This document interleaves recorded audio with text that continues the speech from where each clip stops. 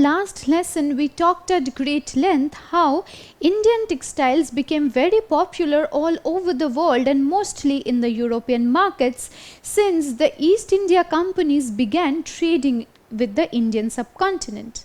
Now during this time, that is through the 17th and 18th centuries, Indian textiles flooded the European markets. Now the European masses were also very attracted by the exquisite quality and rich and vibrant designs of Indian textiles. Now what did this do?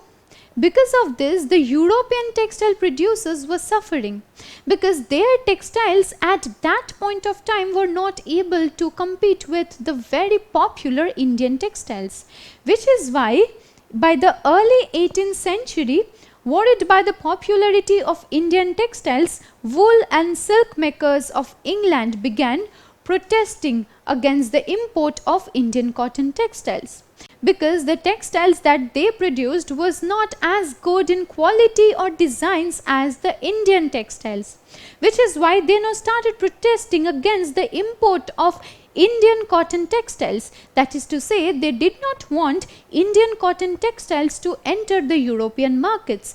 If that happened, then the European textile producers' interests were not taken care of. And to this end, in 1720, the British government passed the Calico Act. Now what was this Calico Act supposed to do? It banned the use of chintz in England. Now in a last lesson, we learned how chintz is a kind of textile in which we find rich and very vibrant flowery designs. Now this became very popular in England. This was very vibrant and colorful, and at the same time it was also quite cheap compared to European textiles. But the Calico Act banned the use of chintz in England, taking into account the interests of the English textile producers. Along with this, heavy import duties were also implemented on Indian textiles.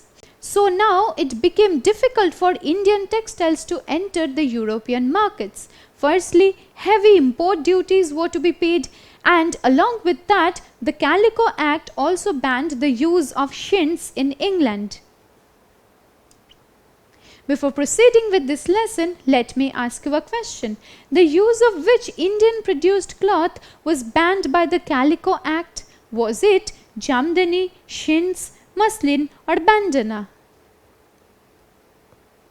Well, the correct answer is chintz. The Calico Act banned the usage of chintz in England.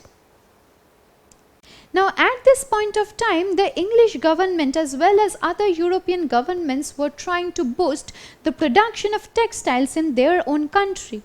And to this end, the first textile industry to grow under government protection in England was the calico printing industry. Now in this calico printing industry, Indian designs were now being replicated and imitated.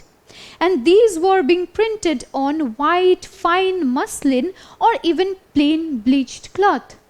And all this intended to do was to promote and boost the growth of native textile industry in England. This was a time of the Industrial Revolution in England. And the Industrial Revolution had brought about manifold changes throughout the English society. Many new technological things were coming into being, and competition with Indian textiles also promoted the growth of technological innovations in the field of textile industry. And it was the spinning jenny that was invented by John Kay, which increased the production of traditional spindles. Now traditionally this work was done manually, which is why it took great time.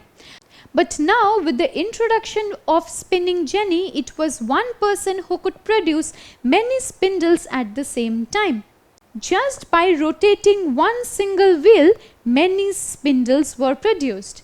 And in this way, this technological innovation, as in the spinning jenny, boosted the production of traditional spindles.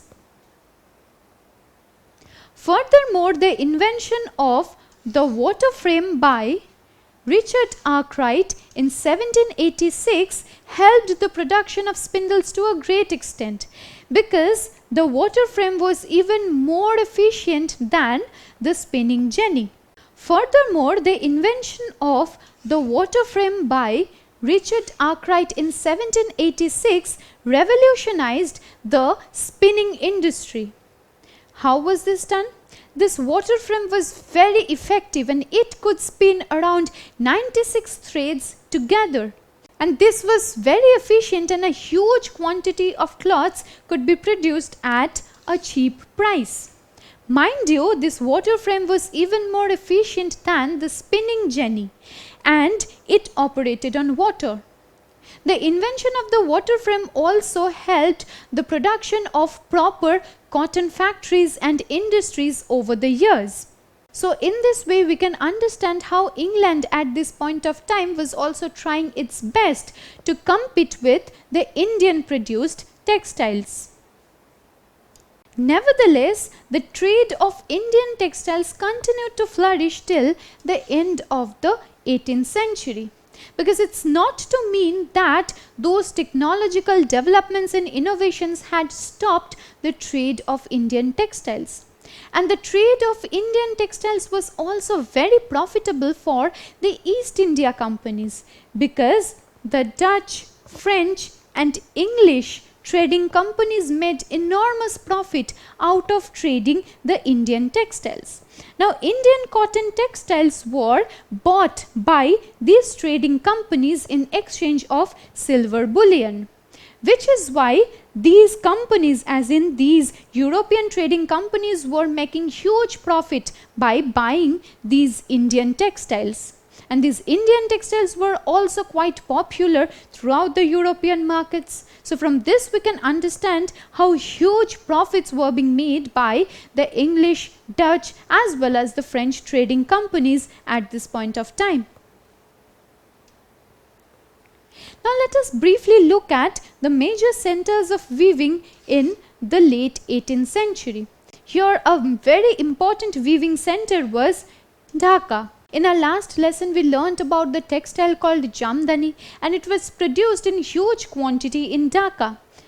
Along with Jamdani, another kind of textile called Malmal was also very popular in Dhaka. And along with Dhaka, which lay in the former East Bengal, Calcutta was also a very important center of the production of textiles. Now Calcutta and Dhaka were very important places geographically as well. This is because these places are located very close to an intricate network of rivers and sea, and this facilitated the shipping of goods from these places to the European markets.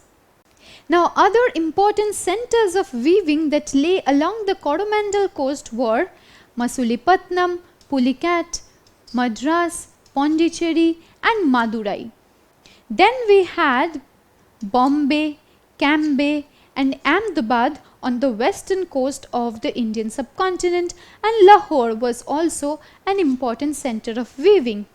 A very important point that we need to establish here is that geographically speaking, these places emerged as important centers of weaving and important trading centers simply because these lay along the coasts, and it was easy for the trading companies to reach these coasts and trade the cotton textiles or other kinds of textiles that were produced in these places. And these places continued to be very important centers of production of textiles as well as trading centers till the late 18th century. Now let us move a century ahead. By the beginning of the 19th century, the cotton textile crafted by the British completely overshadowed the Indian textile industry in the international market. But why did this happen? We have to look at this from the point of view of history. Earlier on, the Indian markets were greatly flourishing when the silver bullion was entering the Indian subcontinent from the European trading companies. The Indian markets were also prospering. But following the Battle of Plassey and Battle of Buxar, the British East India Company gained control over the entire Indian subcontinent.